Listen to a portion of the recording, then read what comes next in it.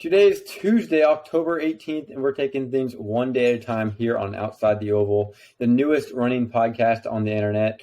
On today's show, I'll be joined by Andrew Kent of Colorado, and he'll share some of his highlights from over the course of his career, as well as giving us an in-depth look at this year's teams. But today, kicking things off, I'm glad to have my friend Michael Gray back on the show to help break down this weekend's racing. Mike, thanks so much for joining me today. Thanks for having me back, Gavin. I've been looking forward to getting back on here. Yeah, absolutely. And there's only one place we can start today's episode at, and that's none other than the Nuttycombe Invitational in Madison, Wisconsin. This Friday, we saw temperatures finally dip into the 40s, which really allowed a lot of the nation's best to really get after it. On the men's side, Kai Robinson did a lot of the work early, and he put himself in position late to steal the victory from Nico Yun, who had seemed to try to outkick Robinson's teammate Charles Hicks in a truly dramatic finish. Robinson's victory would lift Stanford to a major victory on the team side, including beating teams like BYU, Northern Arizona, and Air Force, who came just 4 points from cracking the top three. So, Michael, starting with the men's race, what were some things you took from this week's race? I feel like we got to start talking about like that Stanford top three. They just went absolutely crazy. And given a perfect day, like there's no reason to say they can't go put all three in the top five at nationals. So like right there, you got to automatically look at them to be like the clear cut favorites. And then another thing I was really like kind of surprised about this week was the Northern Arizona like third place, and it really wasn't that close. I think the Brody Hasty not doing what people expected him to do this week really, really hurt them. And even like at number three, like he should be their three.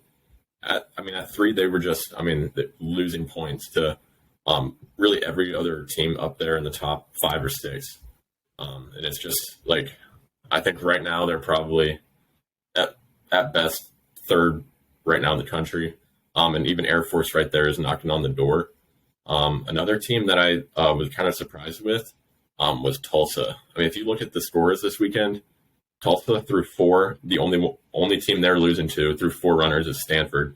They just got to figure out that number 5 situation. You can't be getting 152 points from your 5 at Wisconsin meet if you want to have a chance at probably if they get that 5 situation figured out, they could be looking at top 3 finish at nationals with that one through 4 punch.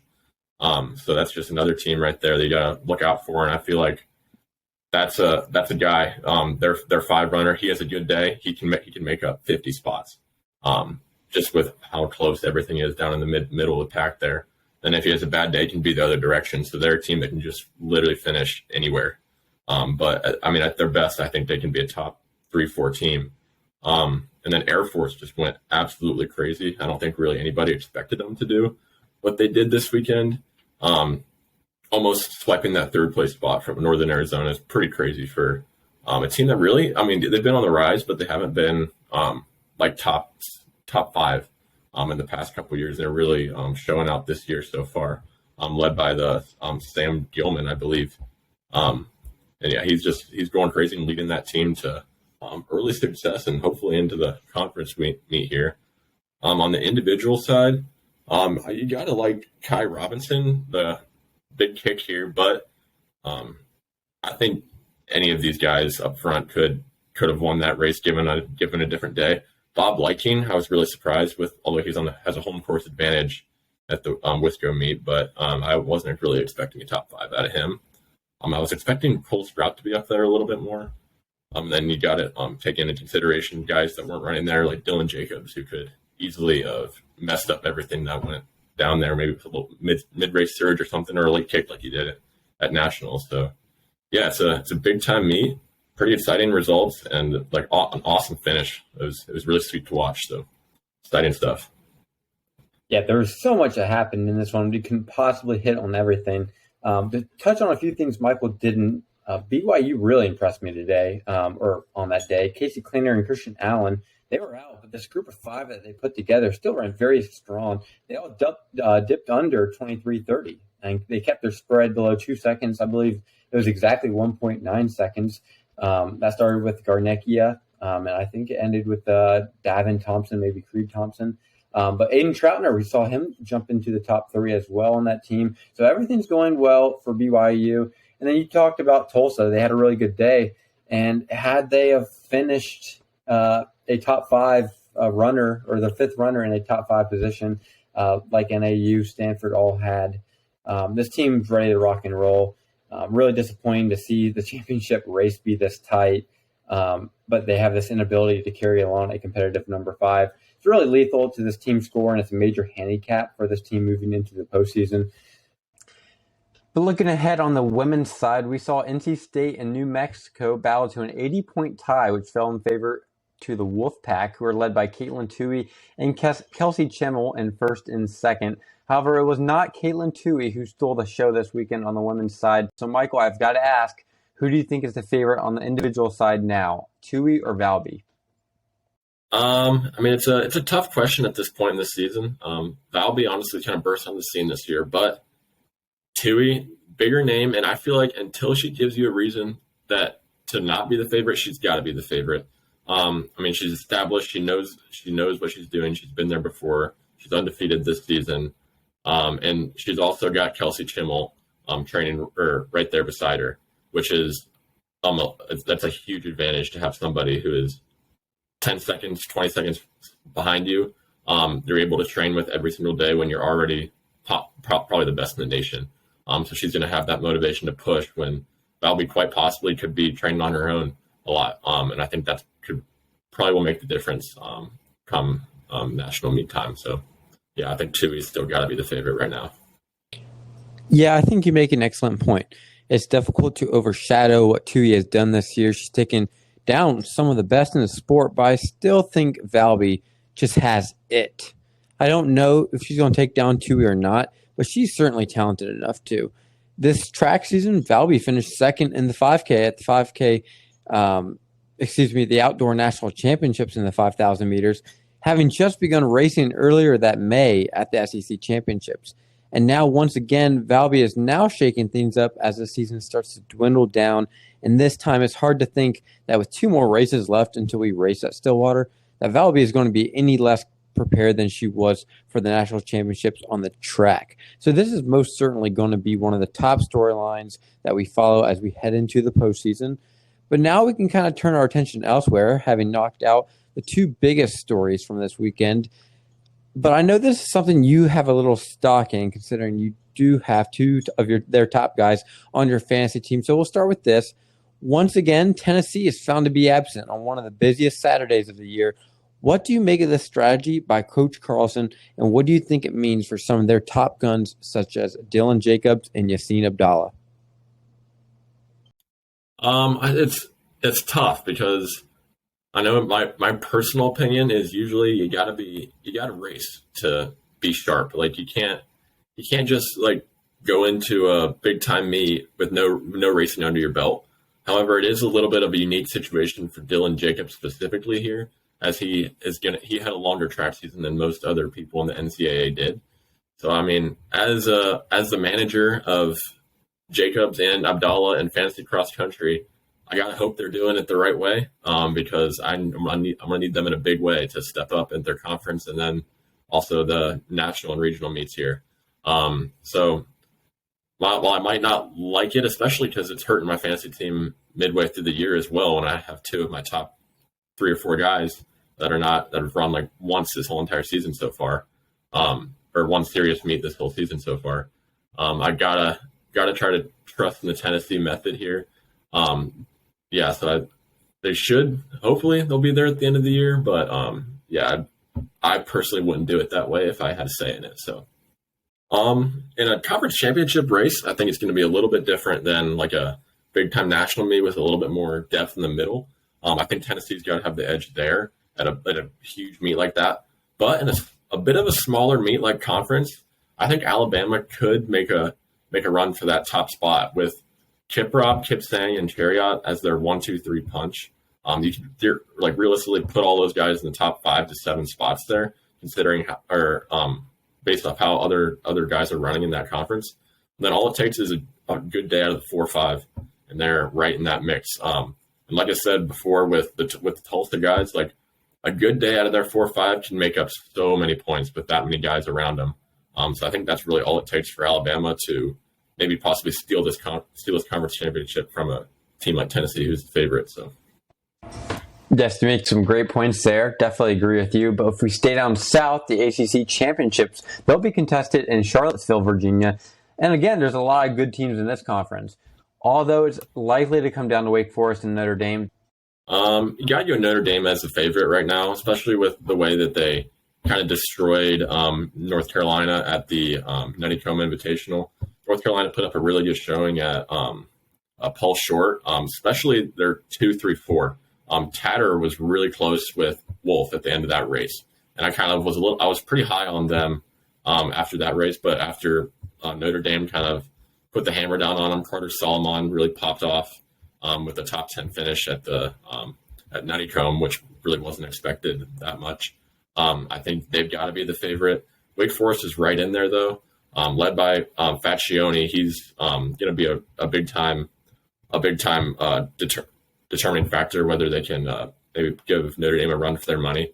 I think Wake Forest could be a little bit more top heavy. So if they can put their top guys in front of Notre Dame's top guys, it could potentially get them put them in the mix. And then it just depends on that depth. If their depth is running well, there's no reason to say why Wake Forest couldn't win this conference as well. So I think it's really it should be a close battle. I'm with you there. I definitely like the ACC championship this year. I think there's going to be a lot to watch for. I do think it does come down to the top of the lineups. And lastly, out west, we're going to switch to the women's side. Locked in at number 7, 8, and 9 last week in the coaches poll, Colorado, Stanford, and Washington are locked in a dead heat in the Pac-12. Who do you have winning this battle out west and why? You got to go with Colorado on this one. I think just kind of as a cross country fan, you can never really doubt Colorado. When they're in there, I feel like they're going to bring their best. Coach Wetmore always has that team absolutely dialed when it really matters at the end of the year. And then also Emily Covert, she's going to make a big impact once she really gets her season in swing here, starts racing to her potential. I think she's can boost that team ahead of the other contenders in the West there. So I think Colorado's got to be the favorite there for me at least. The Buffalo are going to edge out these two teams. Even Utah and Oregon, I think, will be in the mix come race day. But I do like Colorado as well. And while we have you here, Michael, I think it's fitting we feature your team for a second. This weekend, Otterbein traveled to the Augustin Invitational, and you guys were able to stack up against some of the best competition in the Division III level, placing 5th amongst several top 30 teams in the nation. I know you've had high hopes for this team all season, and it really looked like this was the day it all came together. So I'll start with this. What do you guys see your team being able to do in the postseason, and how important was this race for you guys? This was a big confidence booster for the team here. A bit of a rough show at pre-nats. Had morale a little bit down, but this was kind of exactly what we needed. We have big goals for the postseason here. And we knew we needed a good, strong regular season showing to kind of prove to ourselves that we can do it. And I think everybody's like fully on board, believing that we can make an impact on that at that national meet. Our top 7 all ran really, really well at Augustana. And then the biggest thing is our 8, 9, 10 are right there knocking on that door for that 7th spot. And it's really pushing everybody to be better. Our top 3 guys are kind of dragging the 4, 5 with them. Everybody's improving as much as they can. Our number 1 ran a 23:50, which is just that's crazy for a D3 8K. And then our top 5 are all under 25, which is first time that's happened for this year for us. So it's looking good. Just got to keep this momentum going through conference, regionals, and then nationals. Got a tough conference course coming up, so it'll be a battle. I'm hoping to go in there and win that, and then get the energy right for regionals and nationals. So it's exciting. Definitely, probably should come off that 19 spot and move up a little bit. We've been talking about it all year. Hopefully, you guys make that jump over that John Carroll team, which you guys kind of been living the shadow behind all season. But I really do think that come nationals, that you guys are going to make that move past them and surpass John Carroll. I think it's time. fantasy cross country. We've reached a point of the season that we kind of know who's going to challenge for a championship and who isn't. You are one of the challengers. You rest at 2-1. You have runners such as Dylan Jacobs and Yassina Dalla, who have hardly raced this year. But you also have other guys such as Duncan Hamilton, Have To Knight, and Arjun Jha, who have really stepped up when you need them to most. So I'll ask you this. What do you feel like you need to do from now and November 19th to help give your team the best chance to take home your first ever fantasy cross country championship? I think I gotta win this week. Gotta win the conference championship week. Get myself locked in and locked out of that toilet bowl. I want to be in the championship race, and then I think I'm gonna need a star. Maybe make a move for that big guy. Right now, I feel like I have good depth, and I can need to trade some of that depth for potentially a really really good runner. Maybe take advantage of someone in the toilet bowl who is really really trying to avoid an overall loss here. So. Because I have guys probably 3 or 4, hopefully 5 All-Americans, but I need a guy that's in that top 5. Besides Dylan Jacobs, and even if he has a bad day, like that could be detrimental for me. So I need probably 2 guys in that top 10 at least to have any hope of winning. So I think that'll be my goal after hopefully getting a pretty resounding win next week at the conference championship week. So. That's moving forward. Yeah, there's a lot of ways you can go, and there's a lot of moves being made right now. I recently made moves for Parker Wolf and Kai Robinson, taking advantage of my depth. That's just what I do. Made the moves a little bit more early than I usually do, simply to throw off you and Luke, because I know you guys have played with me for 5 years. You guys know how I kind of run my team. Felt like I needed to make the move early this year, and now I feel like I am in that situation that you just said you want to be in. You want those top guys. Drew Bosley, Parker Wolf, and Kai Robinson are the 3 I'm rolling with this year.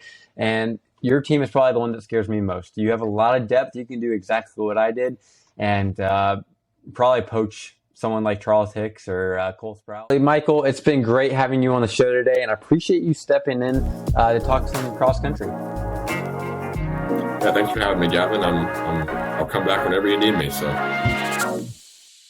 Joining us today on Outside the Oval is Andrew Kent of Colorado University. Andrew, thank you so much for joining me today. Thanks for having me on, Gavin.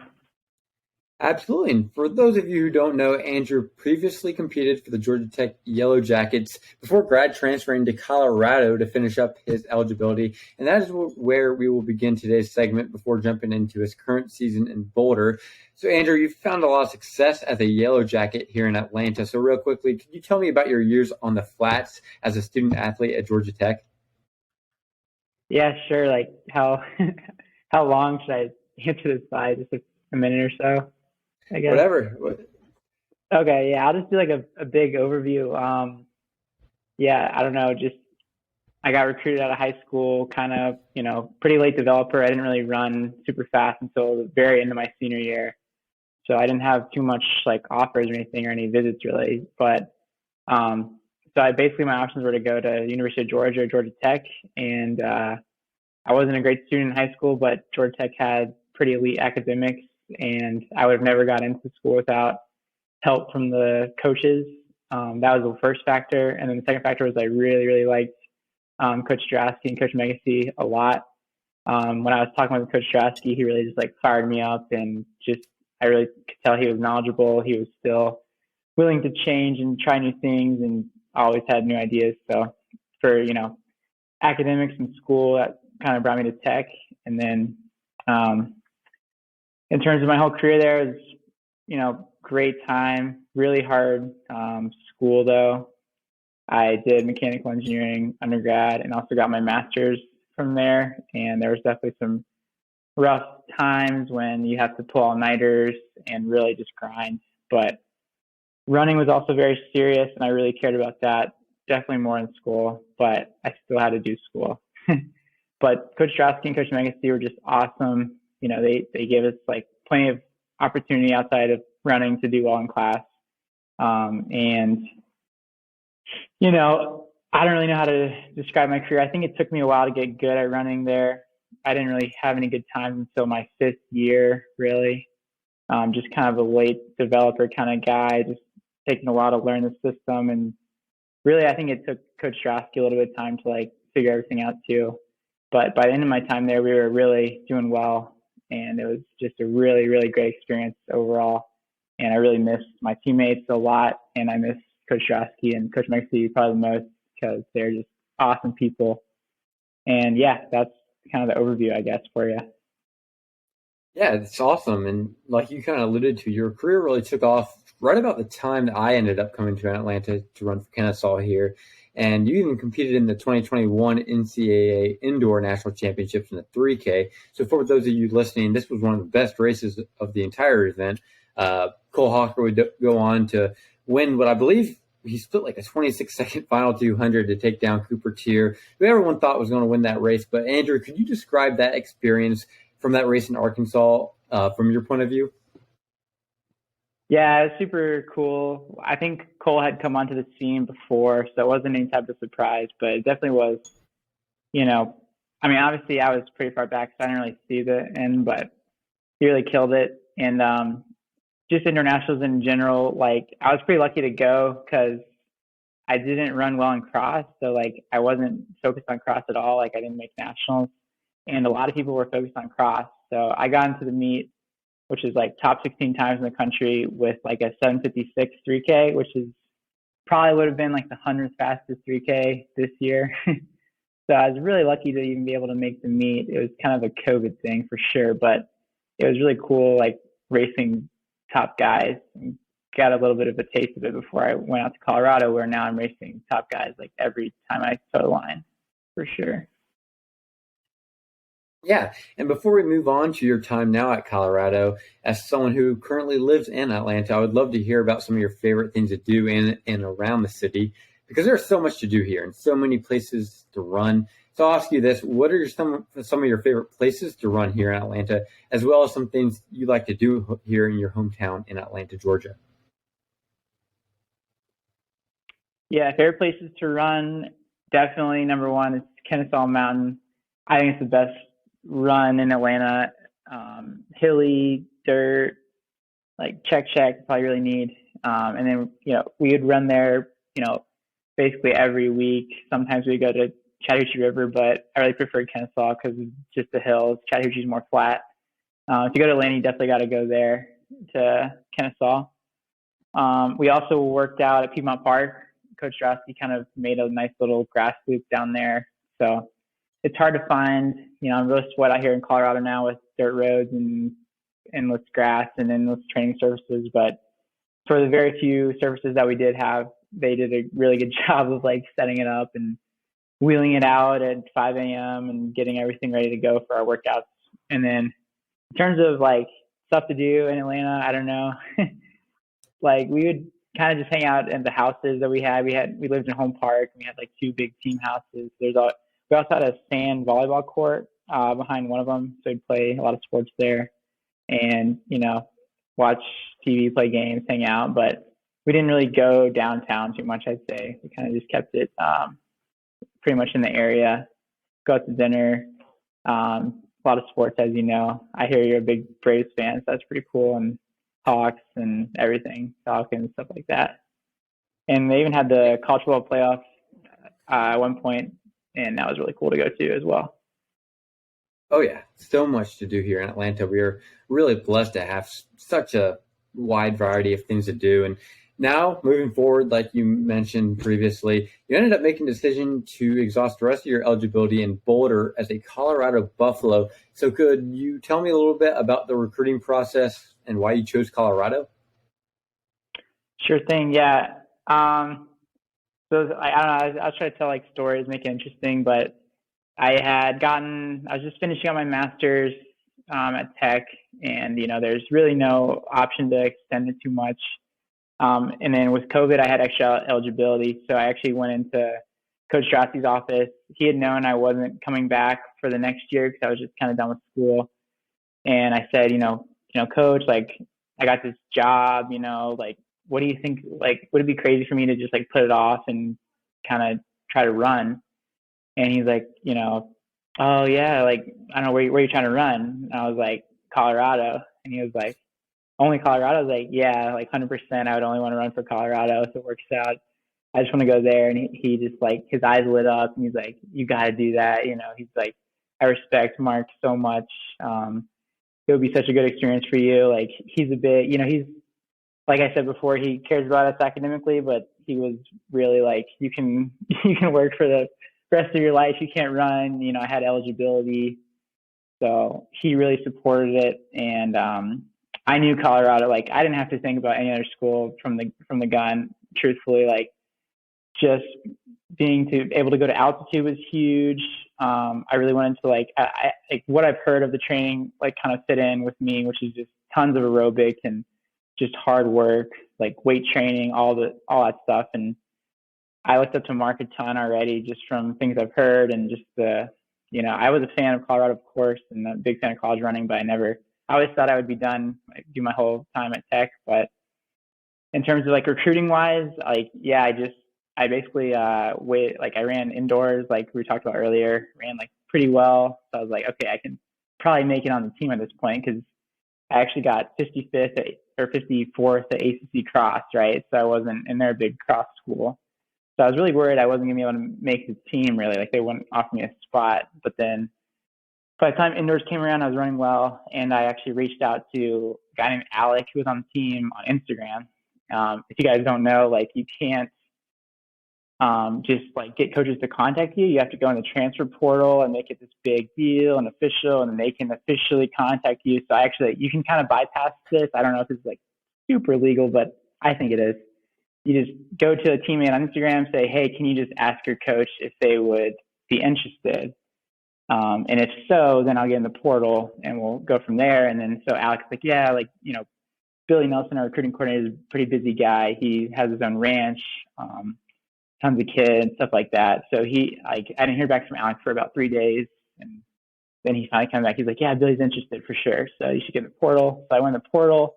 I actually marked like no school was allowed to contact me other than Colorado.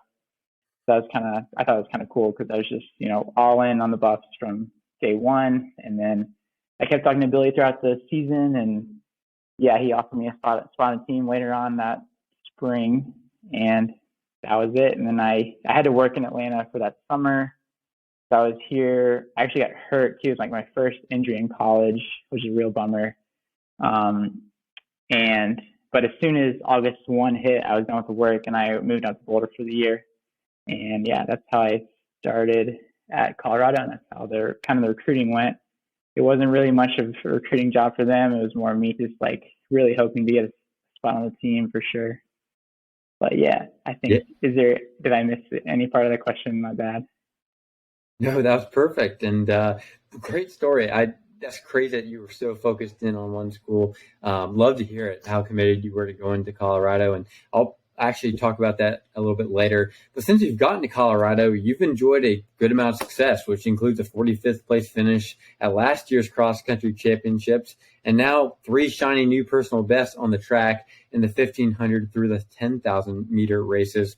So far in your time as a Buffalo, what have been some of your favorite moments, whether that's as an athlete or simply as a resident of Boulder?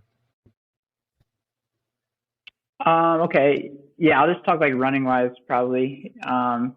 Favorite moments from the year would be like starting off, you know, kind of just getting used to the program and stuff. But I kind of was just learning the training, learning the stuff, and I didn't run super great for the first like part of the season of cross country. But then I think I was like 40 something at pre-nats. And like you said, I was like 45th at nationals. So obviously I made a lot of progress like in the little second half of the season. But the best memory was for sure Pac-12. That was like my kind of, like I literally did not have a single good cross country race to my name of like my entire career for 5 years at Tech and for half the season so far at Colorado. And then I got 7th at Pac-12 and we won the Pac-12 meet over Stanford, over Oregon. Like it was so much fun. That was like probably my favorite memory of college running up to that point. Just a great time. Everyone ran well. The women ran well. The women put like 4 in the top 5. And it was just sick, you know, with your friends and like me, Brendan, and Charlie were the 3 transfers that came in, and we were pretty new to the program, but I lived with both those guys, and we just we pretty much scored every single meet and just had so much fun talking about everything together because we were new to the program. So it was just, every day was just exciting about what we could do. Nationals came along. We didn't run great. I mean, we got 8th. I think we were 13 points out of 5th. So it wasn't horrible, but for Colorado, 8th is pretty devastating. So that was tough. And then in terms of outdoor memories, I don't know. I have 2, I guess I could compliment. Indoor, we don't really focus on, so that was more kind of just training, getting the legs under us. Outdoors, though, I ran sub 13:30 for the first time, and I was, right behind. That was at Stanford, right behind those 3 Stanford guys, and they had just done huge things at indoor nationals. So it was my, second kind of indicator. I was one of the becoming more elite in the country, and running sub 13:30 is pretty good. So that was just super exciting. I think it was a huge PR. And then Pac-12 outdoors was really fun. We did pretty well. I think I was 4th in the 10K and then 4th in the 5K, and just so much fun. And then the sad part of my career, though, which is tough, was I just had so much momentum going into regionals. I thought I was in 13:20 shape because the 13:28 race was April 1st, and regionals was late May. So I was I'm ready to go to nationals and get top 5 in nationals for sure. As Coach Wetmore was stoked. I had the best training of my life. I was just primed. I was super stoked, so excited. And then so the 10K was where it all kind of went south. I I was ready to make it for sure easily. I was one of the top seeds, and it's just hard to really mess up a 10K. But the way you do mess it up is if you get tripped on lap 2. So I got tripped. I fell down. First time falling in my life in a race. Go to last place. There's 47 people I have to pass to get to be in first. So I just worked my way throughout the entire race, just catching people. And there's 15 people left in top 12 make nationals, and there's probably 2 or 3 laps to go, and there's a big fall in front of me. I jump over the first guy. I'm clear of top 12, and then another guy falls right after that first guy, and I fall with him. So I fell twice in the same race for the first time in my career, and it was a pretty bad fall, on my back, and I just was what the heck, man. So I watched the guys leave, and I had 2 laps, and I just wasn't making up a 5-second gap in the last 800 after being pretty tired. So I didn't make 10K. 5K came around, heat 1, kind of unlucky. I get 6th that race. I do a lot of leading, just 0.1 out of making that race, even though I had run the 10K. So, but the highs came to the low of regionals and not making nationals. Kind of brutal story. But luckily, I did, we found some red shirt from my tech career, and so I have 1 more season now to kind of make it right. I'm not really torn up about anything, but I'm really stoked I get 1 more kind of season to run here at Colorado. So those are kind of the 2 big happy moments, and then 1 really sad moment, but now we're kind of back to good things on the horizon looking ahead.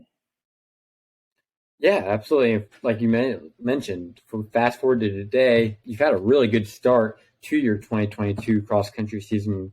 Thankfully, you did find those red shirts over there at Georgia Tech. So you finished 8th at the Cowboy Jamboree a couple of weeks ago, and at the time of recording this, you were headed to Nuttycombe for this Friday's big race in Wisconsin. And the teams looked really good this year. You guys finished 7th behind 6 of the best teams in the country at that Cowboy Jamboree. So what is this team hoping to do this weekend at the Nuttycombe Invitational, as well as some future meets such as the Pac-12 and the rest of the postseason moving forward? Yeah, so we're super stoked. We don't have Austin. We didn't have Austin at the Cowboy Jamboree, so Austin Vansel is just as good, if not better than me. So we'll have kind of a 1-2 punch at least, and then it's no secret that we and a lot of the top teams like I mean, knock on wood, hopefully I don't regret saying this, but like we're more or less guaranteed to make nationals, right? So we don't really need to score points at these regular season meets. So we just train through them like 100%. Like even Cowboy Jamboree, I started running 100-mile weeks for the first time in my life, and I ran 90 miles that week. So did every other guy on the team that is doing the high miles with me. So we were pretty tired. I think we're going to be better. I don't know if we're going to be great at Nuttycombe, but we kind of just save everything, and then we kind of finally run less the week of Pac-12. And that's why we tend to run better at Pac-12 and nationals. But, you know, we're just trying to get a race in this weekend and kind of just see where we're at again, hopefully build some momentum with Austin back. We've got Seth Hirsch, transfer from Wisconsin, on our team now. And yeah, we're looking good for sure. And then for the rest of the season, it's going to be quite the showdown, in my opinion, between us and Stanford. I don't really think any other team is going to be in the mix personally, like no shots fired, but that's the way it was last year. It's kind of the same type of people. Stanford's got their big three. We've got, you know, not a really big low stick, but hopefully me and Austin will try to break up those three. And if not, we'll have great depth, and it's going to be really, really quite the battle in 2 weeks, I think. So we're going to try to win Pac-12s, obviously. And then nationals, were, you know, I think we're a podium team for sure. I'd love to say we have a shot to win. I think we do, but we'd probably need us to have a really good day, and we'd probably need a few other teams to have an off day for sure. So since we're recording this before Friday's race, and this episode won't be available until next Tuesday, I don't mind asking this question. What are some of your personal goals for this Friday's race at Nuttycombe? You're going to be in there with some of the best runners in the country, such as Charles Hicks, Nico Young, Bob Liking, so many other guys. But what is the plan entering Friday, and how do you believe you'll stack up against these guys? Yeah, definitely respect a lot of those guys. They're really good. I think Oklahoma State was really good to run with them for most of the race. I'd love to get, you know, top 5. I'd love to be in the hunt for the win. Top 10 or lower would be kind of a disappointment for me, but I'd love to just be able to like have a nice race where nothing happens. You get out and run pretty hard, and then I'm there with a K to go and can really kind of see where I'm at, because it's really just kind of a indicator. You know, you don't get anything if you run well. You know, like I said, I don't know if it cut out, but we don't really focus on like the points. We kind of train through, and still tired, but I'd love to just like, I think I would be plenty fresh to run super well, probably close to my maximum ability. So just really being there late would be really good personally. Personal goal for sure. Yeah, and that's what cross country is all about. It's all about your place and moving up during a race, being competitive. So I'd love to hear that. And this is my last question for today. And I've always thought this to myself, and I'm sure a lot of my friends think the same way. Now that I have the opportunity to ask someone who goes to Colorado, I've got to do it. I feel like Colorado is one of the few schools that has a special aura surrounding it. You kind of mentioned it earlier when you said Colorado is my number one school. And I don't want to say it's a mysterious place, but rather one that feels prestigious yet very rewarding at the same time.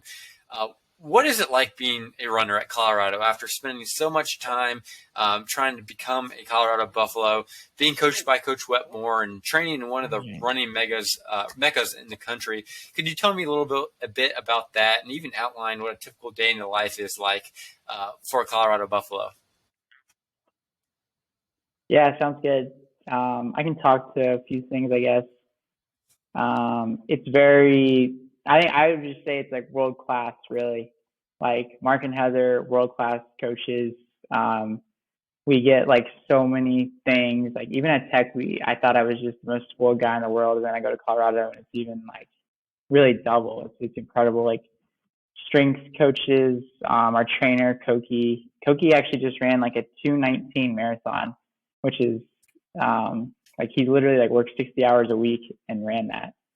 So that's like it's under 5:20, I'm pretty sure, per mile. So obviously the guy like knows running in and out, and it kind of just feels like that kind of level of expertise is just kind of within everyone you'll meet. And then other than the staff, like teammates, like obviously Colorado's not like the best school. Like Tech, it's a good school. Tech, everyone was really focused on academics and running too, but I feel like everyone cares just so much about running at Colorado. Definitely you have people like taking some grad degrees that are just pretty chill and they're trying to run. We also have people undergrad that are doing engineering and stuff in integrated physiology and harder majors, but it's just everyone cares so much and everyone's so invested in you. And just to speak to like the aura, like I think it just comes from Mark. Mark's like he's very